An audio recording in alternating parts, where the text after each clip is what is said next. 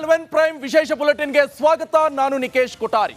ಕಾಳಿ ನದಿಯಲ್ಲಿ operation lorry ಈಗ success ಆಗಿದೆ. 2 ದಿನಗಳಿಂದ ನಿರಂತರವಾದಂತ ಈ ಕಾರ್ಯಾಚರಣೆಯನ್ನ ಮಾಡ್ತಾ ಇದ್ದಾರೆ. ಆಗಸ್ಟ್ 9ರಂದು ಕುಸಿದು ಬಿದ್ದಂತ ಈ ಕಾಳಿ ನದಿ ಸೇತುವೆ 9 ದಿನಗಳ ಬಳಿಕ ನಿನ್ನೆಯಿಂದ ಲಾರಿ ಆಪರೇಷನ್ ಮಾಡಲಾಗಿದೆ. ತಮಿಳುನಾಡು ಮೂಲದ ಲಾರಿ ಮೇಲೆತ್ತುವಂತ ಕಾರ್ಯ ಈಗ ಯಶಸ್ವಿಯಾಗಿ ಯಲ್ಲಾಪುರದಿಂದ 2 ಕ್ರೇನ್ ಅನ್ನು ತಂದು ಈ ಕಾರ್ಯಾಚರಣೆಯನ್ನ ಮಾಡಿದ್ದಾರೆ. ಆದರೆ ಈ ಕಾರ್ಯಾಚರಣೆ ಈಗ ಸಕ್ಸಸ್ಫುಲ್ ಆಗಿದೆ ಎನ್ನುವಂತ ಡೀಟೇಲ್ಸ್ ಸಿಗ್ತಾ ಇದೆ.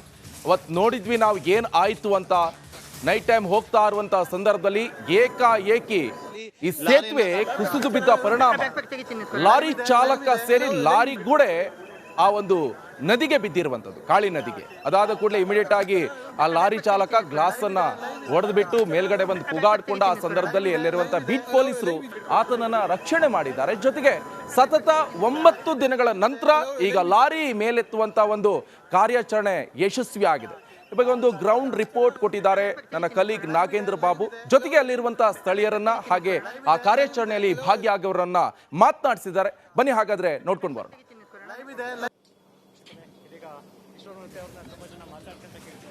ಎಸ್ ನೋಡಿ, ಈಗ ಕಿಶನ್ ನಮ್ಮ ಕ್ಯಾಮ್ರಾಮನ್ ಬೆಳಗಿನಿಂದಲೂ ಕೂಡ, ಅಂದ್ರೆ ಇಬ್ರು ಕ್ಯಾಮ್ರಾಮನ್ಗಳು ಕೂಡ ಬೆಳಗಿನಿಂದ ಸಾಕಷ್ಟು ಹರಸಾಹಸವನ್ನ ಪಟ್ಟು ಅವರು ಕೂಡ ದೋಣಿಯಲ್ಲೇ ಇದ್ದು ನಿರಂತರವಾಗಿ ಕಾರ್ಯಾಚರಣೆಯ ದೃಶ್ಯಾವಳಿಗಳನ್ನ ತೋರಿಸುವಂತ ಕೆಲಸವನ್ನ ಕೂಡ ಮಾಡಿದ್ರು. ಈಶ್ವರ್ ಮಲ್ಪೆ ಕಡೆದಾಗಿ ನಾನು ಮಾತಾಡ್ತೀನಿ, ಯಾಕಂದ್ರೆ ನಿಮಗೂ ಕೂಡ ಜಾಸ್ತಿ ತೊಂದರೆ ಕೊಡೋದಿಲ್ಲ. ಬೆಳಗಿಂದ ತುಂಬಾ ತೊಂದರೆ ಕೊಟ್ಟಿದ್ದೀನಿ, ಹಾಗಾಗಿ ಈಗ ಕ್ಷಮೆ ಕೇಳ್ತಾ ಮಾತನ್ನ ಆರಂಭ ಮಾಡ್ತಾ ಇದೀನಿ. ಹಾಗೇನಿಲ್ಲ, ನಿಮ್ಮ ಕರ್ತವ್ಯ ನೀವು ಮಾಡ್ತೇವೆ. ನಮ್ಮ ಕೆಲಸವನ್ನು ನಾವು ಕರ್ತವ್ಯ ಅಂತ ಎನಿಸ್ಕೊಂಡು ಬೆಳಿಗ್ಗೆಯಿಂದ ಮಾಡ್ತಾ ಇದ್ದೇವೆ. ಇದರಿಂದ ಈಗ ಗಾಡಿಯು ಒಂದು 90% ಮೇಲ್ಭಾಗ ಬಂತು. ಇನ್ನೊಂದು ಇರುದೇ ಕೇವಲ ಒಂದು 10% ಮೇಲೆ ಹಾಕ್ಲಿಕ್ಕೆ ಇಲ್ಲಿನ ಜನಗಳ ಹಾಗೂ ಎಲ್ಲರೂ ಸಹ ಇದಕ್ಕೆ ಸ್ಕ್ರೀನ್ ಅವರು ಸಹ ಒಂದು ನಮಗೆ ಸಹಕಾರ ಕೊಟ್ಟರು.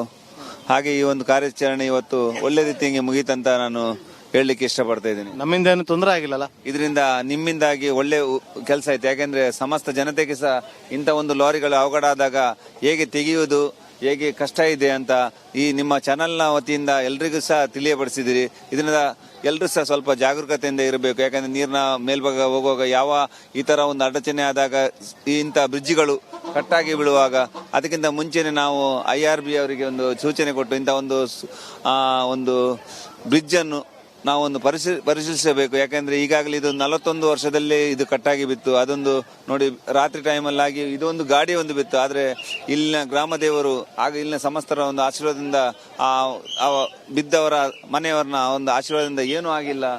ಅದಕ್ಕೆ ಹೇಳುದು, ಇಂಥ ಎಲ್ಲಾ ಕಡೆ ಇರುವ ಎಲ್ಲಾ ಬ್ರಿಡ್ಜ್ಗಳನ್ನು ಪರಿಶೀಲಿಸಬೇಕಂತ ನಾನು ಎಲ್ರಿಗೂ ಸಹ ಕೈ ಮುಗಿದು ಕೇಳ್ಕೊಳ್ತೇನೆ. ಇದರ ಅಧಿಕಾರಿಗಳಿಗೆ ಎಲ್ರಿಗೂ ಸಹ ನಾವೀಗ ಕೆಲವು ಕಡೆ ನೋಡುವಾಗ ಕೆಲವು ಬ್ರಿಡ್ಜ್ಗಳು ಕಬ್ಬಿಣ ತೆಗೆದು ಎಲ್ಲ ಬೀಳುವ ಸ್ಥಿತಿಯಲ್ಲಿ ಇರ್ತದೆ. ಅದರಿಂದ ಎಲ್ಲ ಸಂಬಂಧಪಟ್ಟ ಅಧಿಕಾರಿಗಳು ಎಲ್ಲಾ ಬ್ರಿಡ್ಜ್ಗಳನ್ನು ಪರಿಶೀಲಿಸಬೇಕೆಂದು ನಿಮಗೆಲ್ಲರೂ ಕೈ ಮುಗಿದು ಕೇಳ್ತಾ ಇದ್ದೇನೆ. ಈಗ ಈ ಒಂದು ಕಾರ್ಯಾಚರಣೆ ಇವತ್ತು ಬೆಳಗ್ಗೆ ಆರಂಭ ಮಾಡಿದ್ರೆ ಸಂಜೆ ಅಷ್ಟೊತ್ತಿಗೆ ಸಕ್ಸಸ್ಫುಲ್ ಆಗಿ ಲಾರಿನ ಹೊರಗಡೆ ತೆಗೆಯುವಂತ ಕೆಲಸವನ್ನ ಮಾಡಿದ್ರಿ.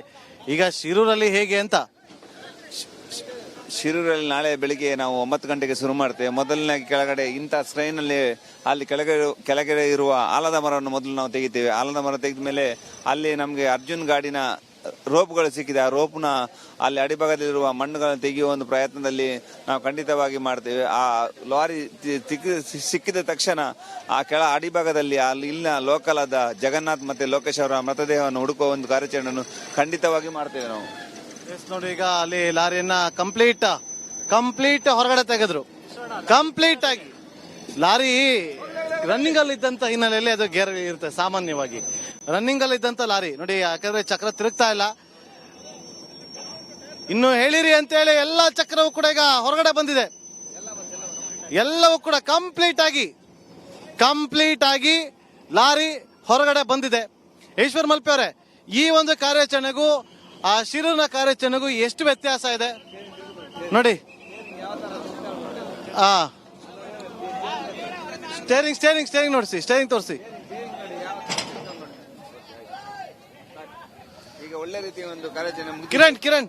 ಕಿರಣ್ ಸರ್, ಒಂದ್ ನಿಮಿಷ. ಇಲ್ಲಿನ ಕಾರ್ಯಾಚರಣೆಗೆ ಅಲ್ಲಿನ ಕಾರ್ಯಾಚರಣೆಗೆ ಏನು ವ್ಯತ್ಯಾಸ ಇದೆ? ಇಲ್ಲಿನ ಕಾರ್ಯಾಚರಣೆ ಅಂದ್ರೆ ನಮ್ಗೆ ಗಾಡಿ ಸಿಕ್ಕಿತಂತ ಹೇಳಿ ಎಷ್ಟು ಸುಲಭವಾಗಿ ತೆಗೆದಿದ್ದೇವೆ, ಅದೇ ರೀತಿ ನಾಳೆ ನಮ್ಗೆ ಗಾಡಿ ಸಿಕ್ಕಿದೆ ಇದೇ ರೀತಿ ನಾವು ಸಿಗುತ್ತೇವೆ ಖಂಡಿತವಾಗಿ ಅಂತ ಹೇಳಿ ಇಚ್ಛೆ ಪಡ್ತೀನಿ. ಎಸ್, ಇದು ಈಶ್ವರ್ ಮಲ್ಪೆ ಅವರು ಕೊಟ್ಟಂತ ಕಡೆಯ ಹೇಳಿಕೆ. ಲಾರಿಯನ್ನ ತೆಗೆಯಲಾಗಿದೆ, ಹೊರಗಡೆ ತೆಗೆದು ಅದನ್ನ ನಿಲ್ಲಿಸುವಂತ ಕೆಲಸವನ್ನ ಕೂಡ ಮಾಡಲಾಗಿದೆ. ಕ್ಯಾಮ್ರಾ ಪರ್ಸನ್ ಕಿಶನ್ ಹಾಗೆ ಕಿರಣ್ ಜೊತೆಯಲ್ಲಿ ನಾಗೇಂದ್ರ ಬಾಬು, ರಿಪಬ್ಲಿಕ್ ಕನ್ನಡ, ಕಾರವಾರ. ಇವತ್ತು 78ನೇ ಸ್ವಾತಂತ್ರ್ಯೋತ್ಸವದ ಸಂಭ್ರಮ. ಕೇಸರಿ ಬಿಳಿ ಹಸಿರು ಬಣ್ಣದಿಂದ ನಮ್ಮ ವಿಧಾನಸೌಧ ಜಗಮಗಿಸ್ತಾ ಇದೆ. ವಿಧಾನಸೌಧವನ್ನ ನೋಡೋಕೆ ಸಹಸ್ರಾರು ಮಂದಿ ಇವತ್ತು ಬಂದಿದ್ದಾರೆ. ಬನ್ನಿ ಹಾಗಾದ್ರೆ ಈ ಝಲಕ್ ಯಾವ ರೀತಿಯಾಗಿದೆ ಬನ್ನಿ ನೋಡ್ಕೊಂಡು ಬರೋಣ.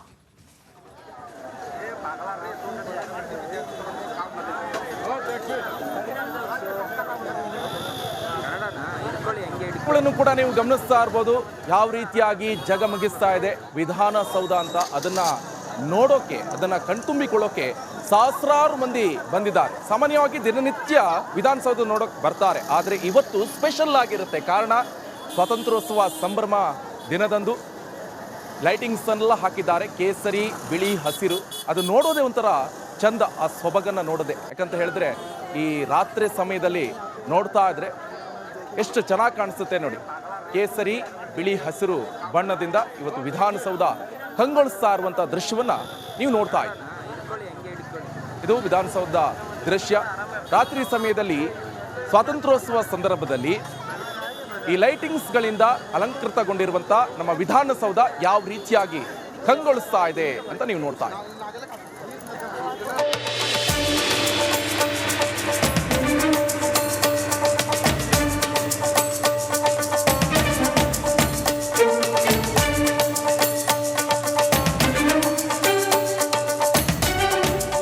ವಿಧಾನಸೌಧದ ಮುಂದೆ ಈಗ ಜನವೋ ಜನ. ಇವತ್ತು ಸ್ವಾತಂತ್ರ್ಯ ದಿನಾಚರಣೆ ಹಿನ್ನೆಲೆ ವಿಧಾನಸೌಧಕ್ಕೆ ಲೈಟಿಂಗ್ಸ್ನಿಂದ ತ್ರಿವರ್ಣ ಧ್ವಜದ ಕೇಸರಿ ಬಿಳಿ ಹಸಿರು ಬಣ್ಣಗಳಿಂದ ಲೈಟಿಂಗ್ಸನ್ನು ಮಾಡಲಾಗಿದೆ. ಅದನ್ನು ನೋಡೋದಕ್ಕೆ ಬೆಂಗಳೂರಿನ ಸುತ್ತಮುತ್ತಲಿನಿಂದ ಜನ ಬಂದು ಸೇರಿದ್ದಾರೆ. ನಮ್ಮ ವಿಜುವಲ್ಸ್ನಲ್ಲಿ ತೋರಿಸ್ತಾ ಹೋಗ್ತಾರೆ, ವಿಡಿಯೋ ಜರ್ನಲಿಸ್ಟ್ ಮಂಜುನಾಥ್ ನಿಮಗೆ ತೋರಿಸ್ತಾ ಹೋಗ್ತಿದ್ದಾರೆ. ಕಂಪ್ಲೀಟಾಗಿ ಸುಮಾರು 7 ಗಂಟೆಯಿಂದಲೂ ಕೂಡ ಇಲ್ಲಿ ಈ ರೀತಿಯಾದಂಥ ಒಂದು ದೃಶ್ಯಗಳು ಕಂಡು ಸಿಗ್ತದೆ. ಯಾಕಂದರೆ ಈ ಒಂದು ಡಿಸೈನ್ ಅಂದರೆ ಲೈಟಿಂಗ್ಸನ್ನು ನೋಡೋದಕ್ಕೆ ಬೇರೆ ಬೇರೆ ಕಡೆಯಿಂದ ಜನರು ಬರ್ತಿದ್ದಾರೆ. ಜೊತೆಗೆ ಈ ಒಂದು ರಸ್ತೆಯಲ್ಲಿ ಹಾದು ಹೋಗುವಂಥವ್ರು ಈ ಒಂದು ವಿಧಾನಸೌಧದ ಸೌಂದರ್ಯನ ನೋಡೋದಕ್ಕೆ ಅಂತೇಳಿ ವಾಹನಗಳನ್ನು ಪಾರ್ಕ್ ಮಾಡಿ ಫ್ಯಾಮಿಲಿ ಸಮೇತ ಕೂಡ ಒಂದಷ್ಟು ಜನ ಬರ್ತಿದ್ದಾರೆ. ಇದರಿಂದಾಗಿ ಇಲ್ಲಿನ ಸುತ್ತಮುತ್ತಲಿನ ರಸ್ತೆಗಳಲ್ಲಿ ಸಾಕಷ್ಟು ಟ್ರಾಫಿಕ್ ಜಾಮ್ ಉಂಟಾಗ್ತಿದೆ. ಒಂದು ಸಿಗ್ನಲ್ ದಾಟೋದಕ್ಕೆ ಸುಮಾರು 20ರಿಂದ 25 ನಿಮಿಷ ತೆಗೆದುಕೊಳ್ಳುವಷ್ಟು ಟ್ರಾಫಿಕ್ ಜಾಮ್ ಉಂಟಾಗ್ತಿದೆ. ಬೇರೆ ಬೇರೆ ಸುತ್ತಮುತ್ತಲ ಕಡೆಯಿಂದ ಕೂಡ ಮೊದಲೇ ಇವತ್ತು ರಜೆ ಇರೋದ್ರಿಂದ ಸಾಕಷ್ಟು ಜನ ಒಂದು ವಿಧಾನಸೌಧ ನೋಡೋದಕ್ಕೆ ಬರ್ತಿದ್ದಾರೆ. ಎಲ್ಲರೂ ಕೂಡ ಅಕ್ಕಪಕ್ಕ ವಿಧಾನಸೌಧದ ರಸ್ತೆಗಳಲ್ಲಿಯೇ ವಾಹನಗಳನ್ನು ಪಾರ್ಕ್ ಮಾಡಿಕೊಂಡು ಫ್ಯಾಮಿಲಿ ಸಮೇತ ಒಂದು ವಿಧಾನಸೌಧ ನೋಡುತ್ತಾ ಎಂಜಾಯ್ ಮಾಡುವಂಥ ಕೆಲಸವನ್ನು ಮಾಡ್ತಿದ್ದಾರೆ. ಸದ್ಯಕ್ಕೆ ವಿಧಾನಸೌಧದ ಮುಂದೆ ಸಾಕಷ್ಟು ಜನ ಸಂಖ್ಯೆ ಸೇರಿದ್ದು ಸಾಕಷ್ಟು ಟ್ರಾಫಿಕ್ ಜಾಮ್ ಕೂಡ ಆಗ್ತಿದೆ. ವಿಡಿಯೋ ಜರ್ನಲಿಸ್ಟ್ ಮಂಜುನಾಥ್ ಜೊತೆ ಮಾದೇಶ್, ರಿಪಬ್ಲಿಕ್ ಕನ್ನಡ, ಬೆಂಗಳೂರು.